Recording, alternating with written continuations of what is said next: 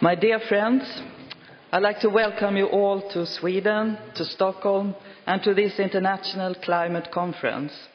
I would like to say a special welcome to Ricardo Lagos, the former president of Chile, to Luis Ayala, the Secretary General of the Socialist International, to Majora Carter from South Bronx, New York, to dear friend Lisbeth Palme, to Sergei Mironov, the Speaker of the Federation of the Council of Russia, and to the entire Climate Commission of the Socialist International, and of course to Göran Persson.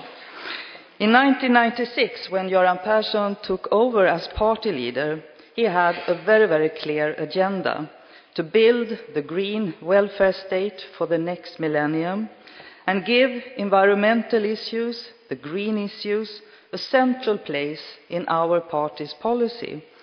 This climate conference is a gift to him from our party as a thank you, not least for his work in this aspect.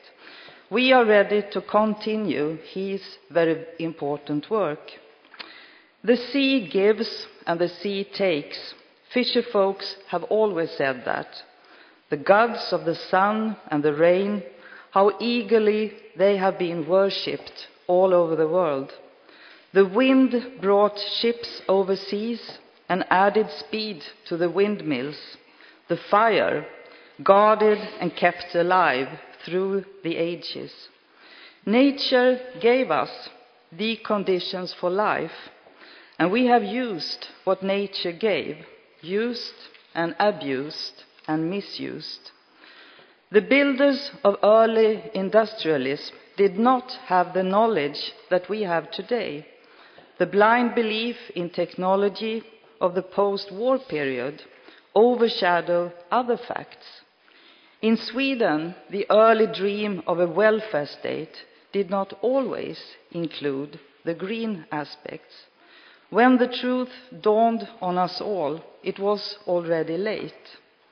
Today, fires rage out of control, hurricanes ripe cities, rain drowns people and cattle, the sun dries out entire countries, and sea rush in over land. Climate refugees are on the move. Only by using politics can we all, at the same time, in all countries, at all levels, work towards common goals and finally fulfill these goals. Only by using politics will we be able to shape goals and legislation and ensure that ambitions are met in measures after measures, in area after area. We have to act together. We know that today. And with the support of the organization that we have, the United Nations, the European Union, the African Union, the business, the World Trade Unions, NGOs, etc.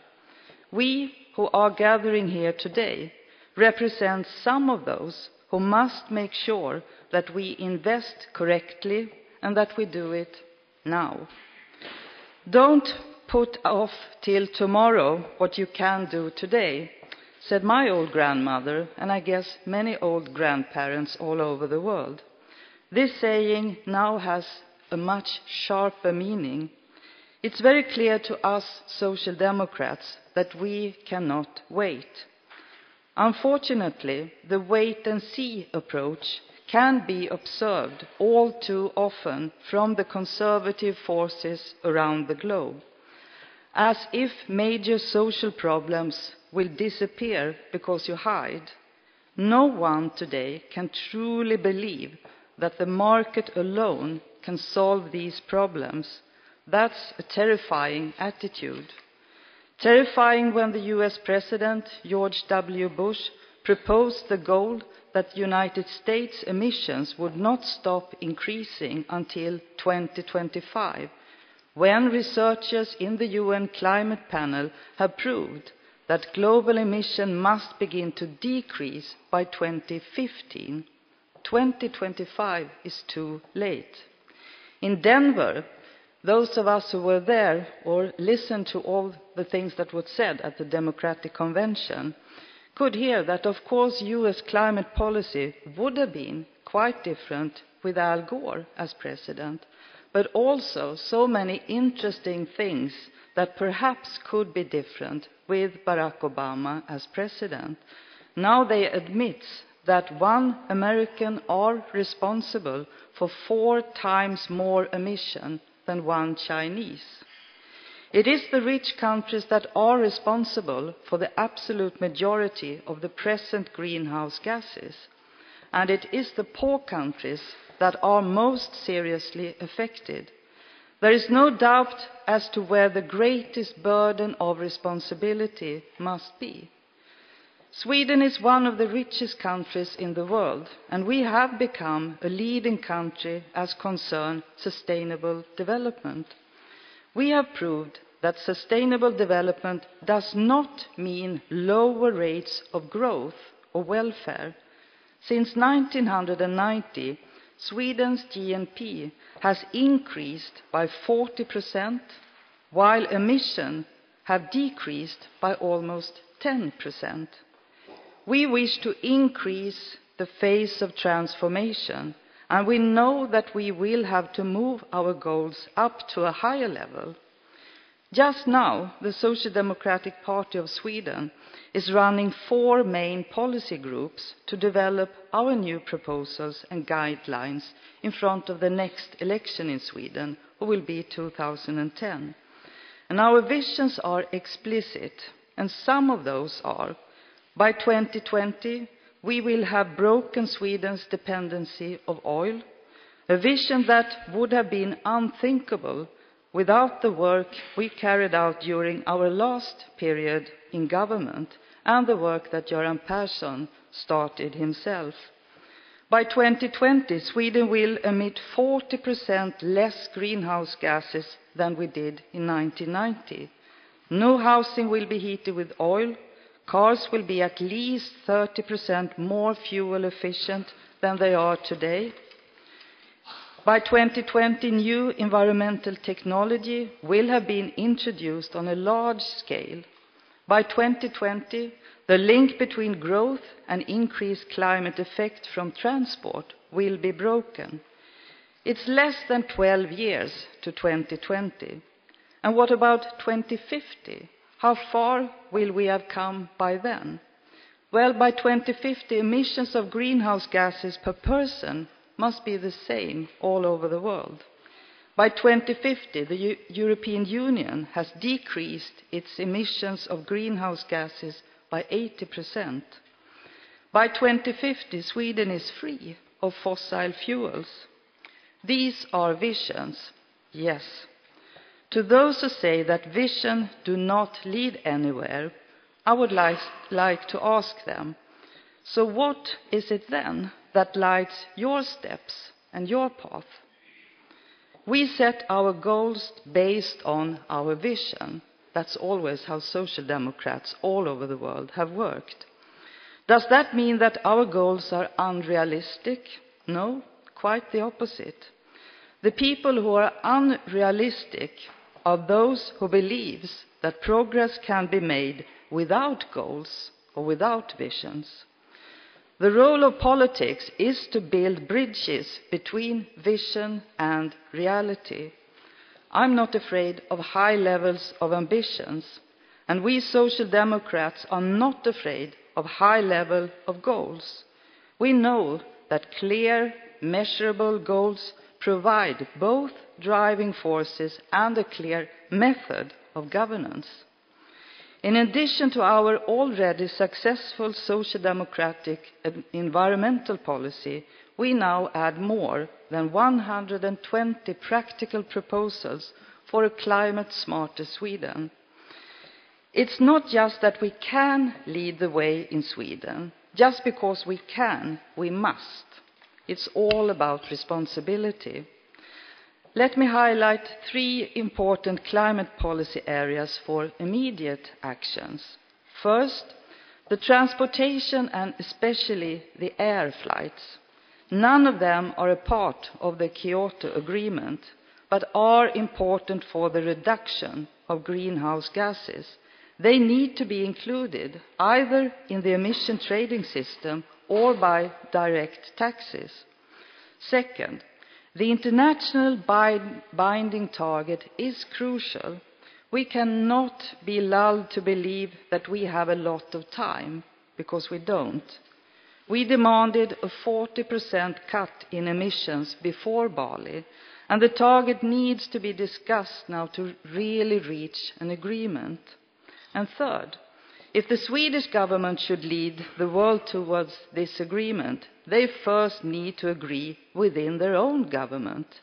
So far, they lack a coherent approach on both the target and their actions. And this is not the way to lead this question in the future or at present. Ladies and gentlemen, a new global climate agreement needs to encompass all the countries, but burdens must be allocated fairly. Establish a global fund to which all countries contribute, depending on the emissions level they have and ability to pay. Let this fund finance transfer of technology and adaptation measures in developing countries. Then we will achieve a fair agreement. We also need to create fair competition conditions for our heavy industry. Requirements should be the same in all countries. No one should lose because they invest in a better climate. So introduce global emission trading for energy-intensive industries with global competition. Here we have a clear role for the United Nations, which I sincerely hope that the United Nations will be able to shoulder. Yesterday, I had the pleasure of meeting with parts of the Socialist International's Climate Commission to Stockholm, and I wish you, of course, great success in your future work. The Commission, as you all know, is led by Ricardo Lagos and Göran Persson, and consists of representatives of several countries which need to support a new global climate agreement. These include rich and poor countries, big countries, small countries, united by the common value of a better world with more solidarity. The Commission demonstrates the power of global cooperation between progressive parties in the world. If we can reach an agreement, so can the rest of the world. I traveled myself with President Lagos and the Commission to Antarctica earlier in this year to study on the world's coldest continent the existence of what the scientists call the hot spot of climate change, and that is on Antarctica. The ice shelves that is now being released from the Antarctic Peninsula is the first warning sign of what may happen if we don't deal with these problems in temperature now. Antarctica holds 91% of all the ice in the world and 70% of its fresh water. For most of the cities of the world, a sea level rise of 1 or 2 meters would be a disaster. If Antarctica melts, the sea would rise 65 meters. Our task is that dramatic, and our challenge is that great. So let me conclude by returning for a little bit to the UN Conference on Environment that was held in Stockholm 1972, and the lines that Olof Palme concluded his speech with at that time. He said this: "In the field of human environment, there is no individual future, neither for human beings nor for nations. Our future is common. We must share it together, and we must shape it together." So said Olof Palme. And with these words, I would like once again to welcome you to Stockholm and this climate conference, which I hereby declare open. And I will leave the floor to the leader of the Swedish Municipal Workers' Union, Ylva Törn, And as I do this, I would like to express our sincere thanks to you for being able to finance a big part of this conference and make it able to happen. So thank you very much. And thank you for your attention.